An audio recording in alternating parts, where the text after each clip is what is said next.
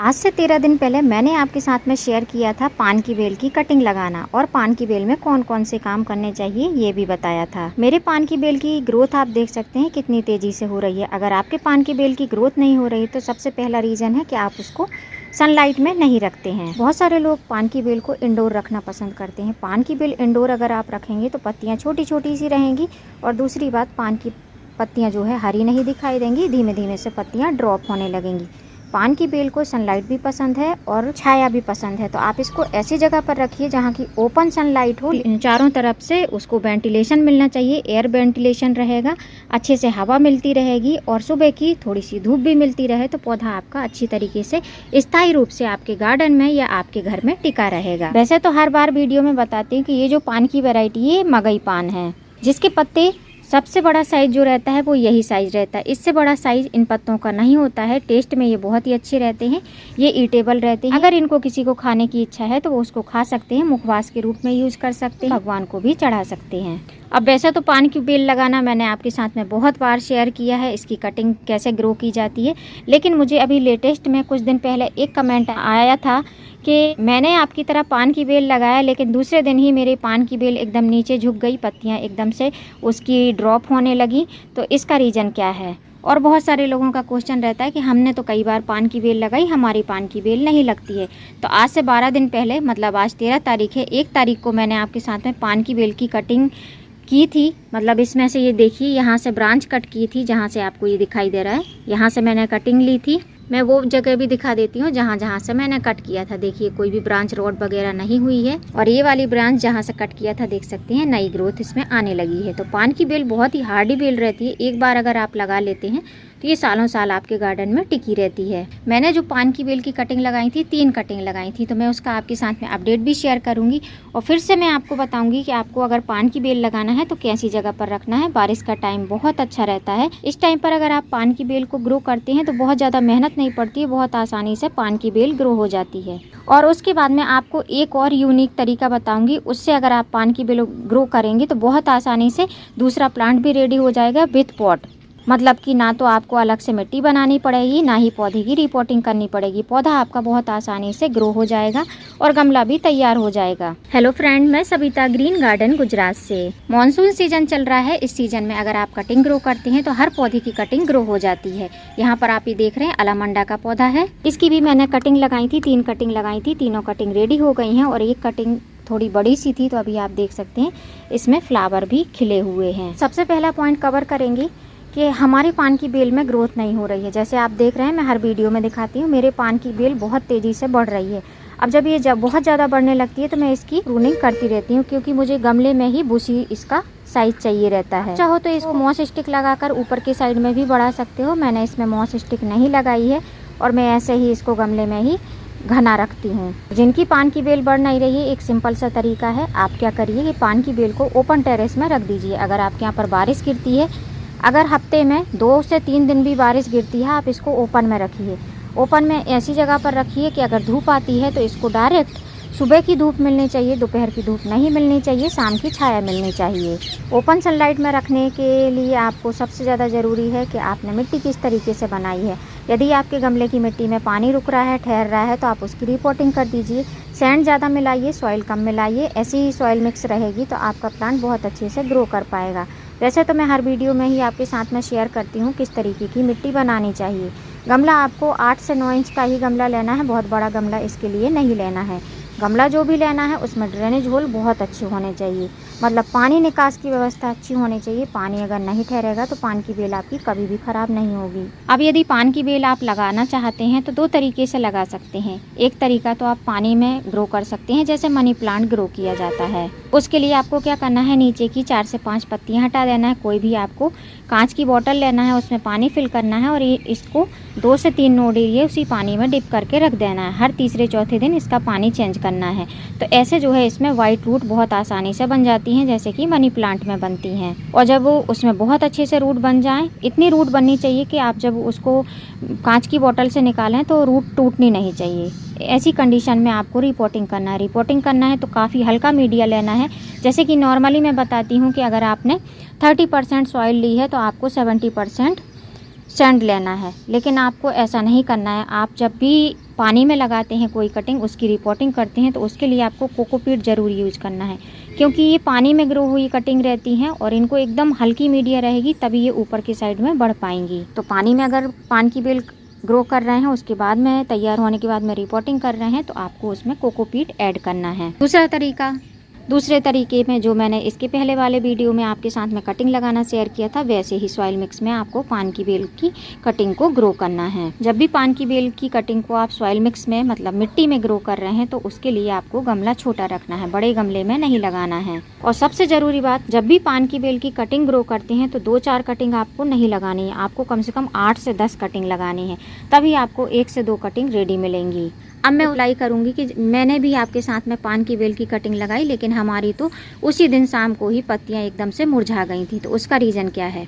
उसका रीज़न एक ही है कि आपके यहाँ पर बारिश नहीं हुई होगी, धूप बहुत ज़्यादा हुई होगी और मिट्टी बहुत अच्छे से मॉइस्चर नहीं मेंटेन कर पाई होगी, जिसके कारण से आपके पान की बेल की कटिंग जो है पत्तियां एकदम से ड्रॉप कर दी। वैसे तो कटिंग लगाने के बाद में ऐसा मोस्टली होता है कि पान की बेल की या किसी भी पौधे की आप कटिंग ग्रो करते हैं तो पत्तियाँ 1 से 2 दिन तक ऐसी सूखी मुरझाई सी रहती है, स्ट्रेस में रहती हैं।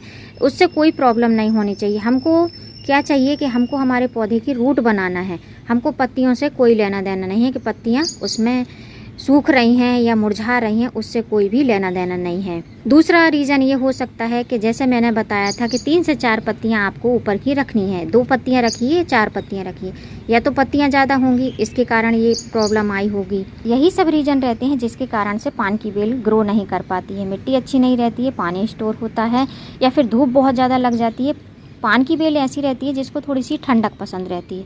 बहुत ज़्यादा धूप में, जैसे बहुत ज़्यादा गर्मियाँ पड़ती हैं, हमारे यहाँ पर 7 दिन तक बहुत लगातार बारिश गिरती है, जैसे अभी 4-5 दिन से हो रही है, तो अभी आप देखिए ग्रोथ काफ़ी अच्छी होने लगी है। लेकिन जो पुराने पत्ते हैं वो अभी भी पीले हो रहे हैं, तो जब तक ये पीले होकर झड़ नहीं जाएंगे, ये पौधे में ऐसे ही दिखाई देंगे। और जो न्यू ग्रोथ आप देख रहे हैं, ये कितनी अच्छी न्यू ग्रोथ है। तो जब बारिश गिरती है तो पान की बेल की रंगत अलग दिखाई देती है। इससे पता चलता है कि ये हीट टॉलरेंट प्लांट नहीं है, मतलब इसको गर्मी पसंद नहीं है। तो इसको आपको ऐसी जगह रखना है जहाँ पर गर्मी तो नहीं रहनी चाहिए। नॉर्मली सुबह की धूप लगेगी चलेगी, लेकिन बहुत ज़्यादा धूप नहीं लगनी चाहिए। अब मैं आपके साथ में शेयर करूँगी जो आज से 12 दिन पहले 1 तारीख को मैंने आपके साथ में कटिंग ग्रो करी थी। 3 कटिंग ग्रो करी थी, इसमें से 1 कटिंग यहाँ से ली थी, दूसरी जो कटिंग है वो यहाँ से ली थी, और तीसरी जो कटिंग है वो यहाँ से ली थी। तो देखिए 2 ब्रांच में तो न्यू ग्रोथ आ गई है, इसमें भी न्यू ग्रोथ आ रही है और इसमें भी न्यू ग्रोथ आ रही है। तो कटिंग करने का यही फायदा होगा कि जितना आप प्रून कट करेंगे उतना ही पौधा आपका बूशी बनेगा। ये रहा वो मेरा प्लांटर जिसमें मैंने कटिंग ग्रो करी थी। आप देख सकते हैं मैंने 3 कटिंग लगाई थी। कटिंग में हमेशा लगाती रहती हूँ, उसके बाद भी मेरी 1 कटिंग ग्रो नहीं हुई है। ऐसा नहीं है कि आपकी ही कटिंग मरती है, मेरी कटिंग भी मरती है। देखिए 1 कटिंग जो है सड़ गई है, नहीं लगी है 1 कटिंग, और 2 कटिंग आप देख सकते हैं इनमें पत्तियां हैं और इसमें न्यू ग्रोथ भी आने वाली है। मतलब ये मैंने तिरछी करके लगाई थी, तो आप देख सकते हैं रिस्पॉन्स इसका अच्छा मिला है। अब ये दोनों ही पौधे मेरे तैयार हो जाएंगे, जैसे जैसे तैयार होंगे मैं आपके साथ में शेयर करूंगी। अगर आपके पास में इस तरीके से पौधे हो चुके हैं, मेरे साथ में ही आपने कटिंग ग्रो करी है और पौधे धीमे धीमे से तैयार हो रहा है, नीचे की साइड में रूट बन रही है। पौधे का साइन यही है, अगर रूट बन रही है तो मतलब पौधा ऊपर की साइड में बढ़ेगा, अगर रूट नहीं बन रही है तो पौधा ऊपर की साइड में नहीं बढ़ेगा। जैसे कि आप ये वाली कटिंग देख सकते हैं, ये वाली कटिंग, इसमें कोई भी ग्रोथ अभी नहीं आई है, तो मतलब अभी इसमें अच्छे से रूट नहीं बन रही है, नीचे पौधा अच्छे से काम नहीं कर पा रहा है या उसको भोजन नहीं मिल पा रहा है। और ये वाली जो कटिंग है इसमें आप देखेंगे तो इसमें न्यू ग्रोथ आपको दिखाई दे। बहुत सारे लोगों को डाउट रहता है कि मैंने ये पौधे को कहीं और रखा होगा, बताती कहीं और हूँ। ऐसा कुछ भी नहीं है, मैंने ओपन टेरेस में ही रखा था। मेरा जो लौकी का पौधा है और करेले का पौधा है उसी के नीचे मैंने रख दिया था, तो ऊपर से उसको धूप नहीं मिलती है और चारों साइड से उसको हवा मिलती है, तो ऐसी जगह पर ये पौधा रखा हुआ था। जब मैंने ये कटिंग लगाई थी उसके दूसरे दिन से ही काफ़ी ज़्यादा धूप भी निकली थी, जिसके कारण से धूप भी इसको लगती थी, लेकिन टाइम टू टाइम इसमें मॉइस्चर मेंटेन रहता था, जिसके कारण से ये कटिंग ग्रो हो पाई। तो अगर आप कटिंग लगाते हैं तो आपको एक चीज़ हमेशा याद रखनी है, मिट्टी ड्राई नहीं होनी चाहिए, ना ही मिट्टी में बहुत ज़्यादा पानी होना चाहिए।